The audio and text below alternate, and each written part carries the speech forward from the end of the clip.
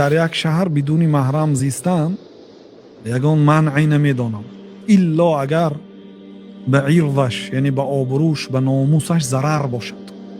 бидуни маҳрам зиндагӣ кардан дар ҳамин кишвар барои ӯ зарар дошта бошад, бале дар ин ҳолат ҳамун маъное ки Аллоҳ таоло маҳрамро машрӯъ кард ҳамун маъно дар ин зиндагӣ дорад. чунки я мебинад ки я духтари танҳо дар як хона танҳо зиндагӣ мекунад, эҳтимол аст ки барои ӯ зарар расад. дар ин ҳолат бале кӯшиш кунад шавҳар кунад, хосатан вақте балоғат расидааст шавҳар кунад, баъд хонданашро идома диҳад. метавонад шарт монад ки ба шавҳараш ман ҳаминҷо хонданӣ ҳастам, ҳамин хонданам мисол 2 курси дигар мондааст ё 3 курс, ҳамроҳам зиндагӣ мекунӣ, марҳамат масалан.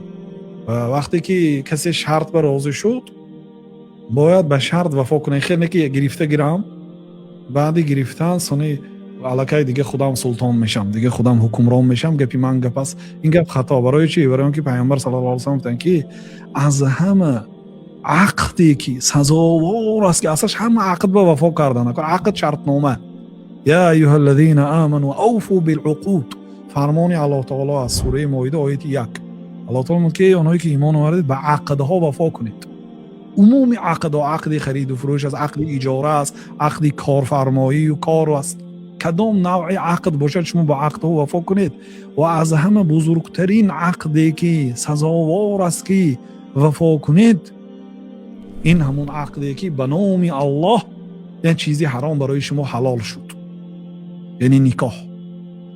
аз ҳама ақде ки бояд вафо кунед ва дар он сазо ҷиддӣ истед, дар ҳама ақдҳо бояд ҳамхелиса, лекин дар никоҳ пайғамбар саллаллоҳу алайҳи вассалам таъкид кард.